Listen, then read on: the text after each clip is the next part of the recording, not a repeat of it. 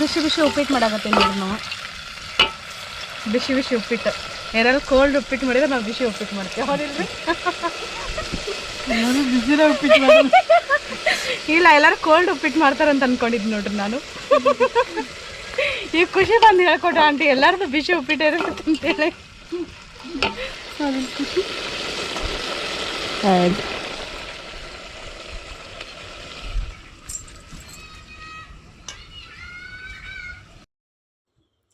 ನಿಮ್ಮ favourite breakfast ಯಾವುದಂತೇಳಿ comment ಮಾಡಿ ಹೇಳ್ರಿ.